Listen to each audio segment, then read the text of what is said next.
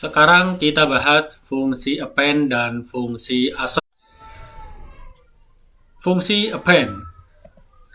Fungsi append menggabungkan sejumlah argumen berupa list dari elemen argumennya.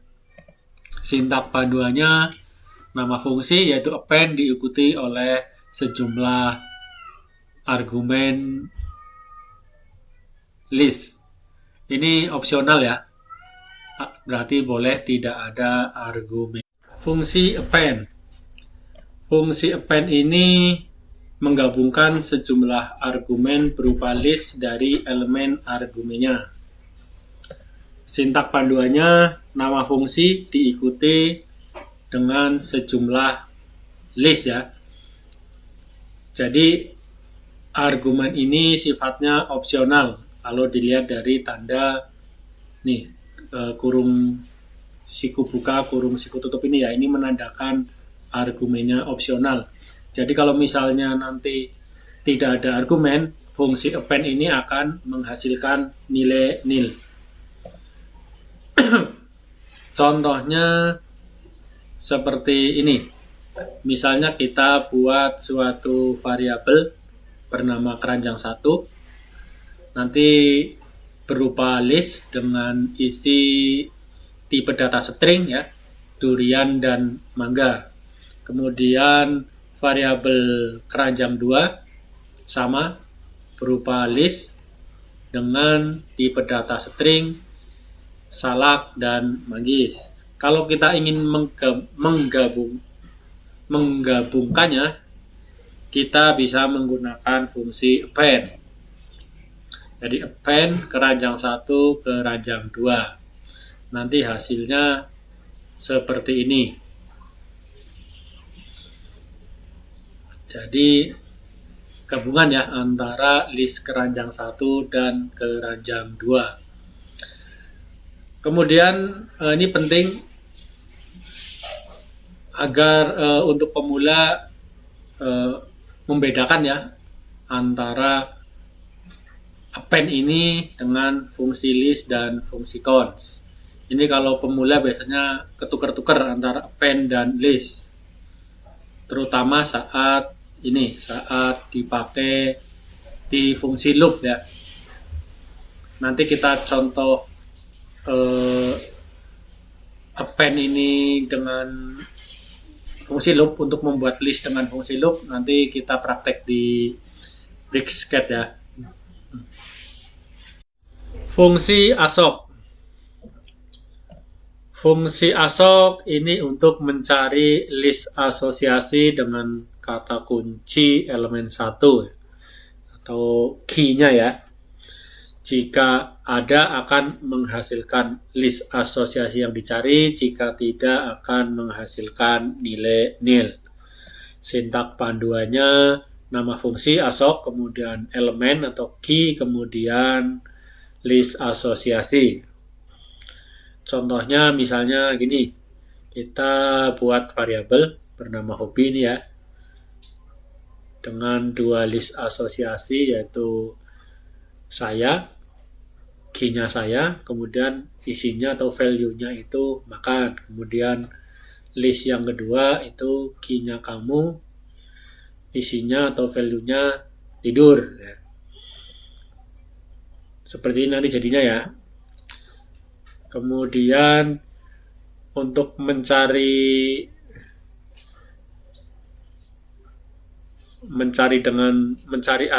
asosiasi list dengan key saya, ini begini caranya, assoc, kemudian key-nya saya, kemudian list-nya hobi ya. Nanti akan menghasilkan list asosiasi ini kalau ada ya. Kalau nggak ada nanti menghasilkan nilai nil. Ini kan ada nih ya, di hobi ini ada, berarti akan menghasilkan nilai list asosiasi yang ini. Sama ya, jika misalnya key-nya diganti ini, karena ada akan menghasilkan yang ini. Kemudian ini silakan dicoba sendiri ya, yang ini ya, hasilnya apa gitu kan. Saya berikan contoh-contohnya di Blade ya. Kita buka dulu Blade-nya. Nah, misalnya untuk contoh yang pertama kita ingin membuat suatu list dari input interaktif pengguna dengan menggunakan fungsi getReal sebanyak 5 kali. Saya kasih contoh biasanya yang kalau pemula itu ini ya melakukan kesalahan itu begini. Di sini kita pakai repeat ya. Repeat.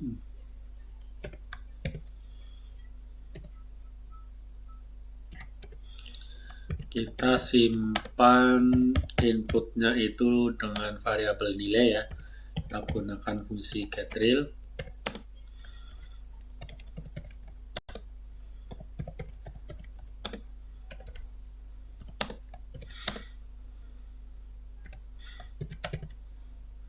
Kemudian kita buat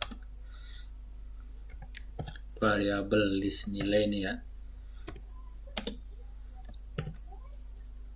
Kemudian biasanya itu pemula itu keliru di sini ya, dia menggunakan fungsi list, kemudian argumennya list nilai, argumen keduanya nilai. Oke, kita cek ya.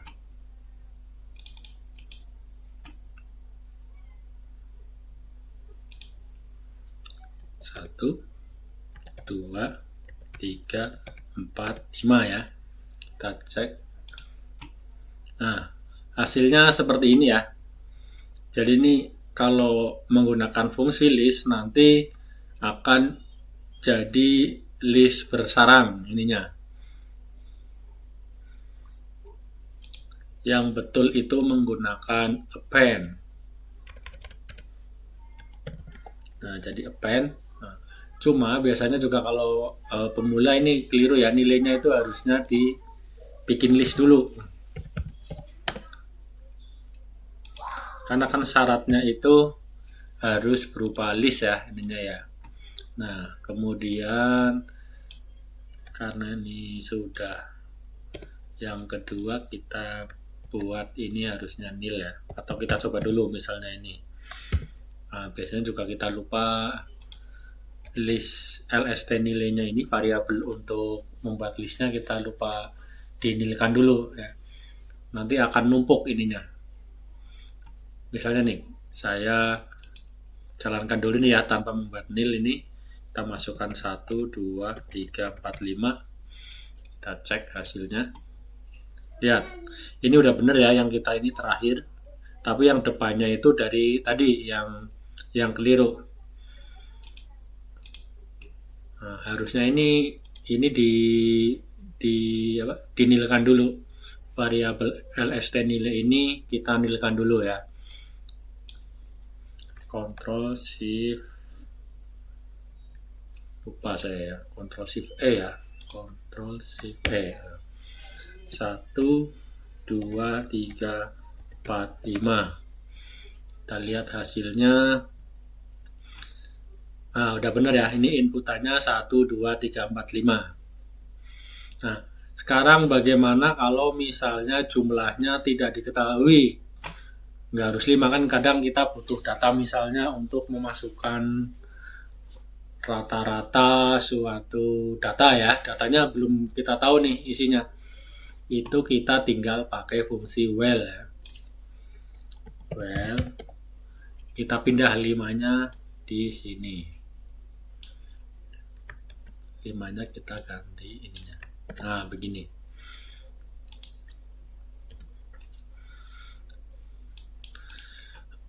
getReal ini kalau misalnya kita tidak memasukkan bilangan atau kosong itu ya, ketika di enter itu akan menghasilkan nilai nil ya. Makanya begitu ini kita nanti enter tanpa memasukkan bilangan itu akan menghasilkan nilai nil. Ini fungsi while-nya akan berhenti ya. Kita coba ya. Misalnya 1, 3, 5, 7, 10, 13 ya. Dia terus akan menanyakan terus sampai kita mencet enter tanpa mengetik inputnya. 45 itu ya, 32. Kita misalnya habis ini enter itu selesai ya. Nah, Selesai, akan terbentuk list sesuai inputan yang kita masukkan. Untuk fungsi asoknya saya kasih contoh sederhana aja ya. Nanti fungsi asok ini akan sering kita pakai kalau kita ingin memodifikasi objeknya. Kita misalnya bikin lingkaran ini, kita ingin tahu ininya dulu ya, data-datanya kayak kemarin. Kita gunakan ini get and last ya. Nah, ini di sini data-datanya. Ini kalau ingin tahu key-nya itu menunjukkan apa, bisa ke help-nya Autodesk atau Brisket ya. Di developer guide-nya saya kasih alamatnya di sini ya. Di sini ya. Kita ke DXF reference, kemudian entities, kemudian circle ini ya. Nah, kita lihat ini arti-arti kodenya ya. Misalnya kita ingin mencari radiusnya, berarti kan yang kodenya 40 nih. Kita lihat yang di sini yang 40 ya, ini yang nilainya 36 ya. Nah, kalau ingin mendapatkan nilai 36-nya berarti caranya begini ya. CDR kemudian ASOK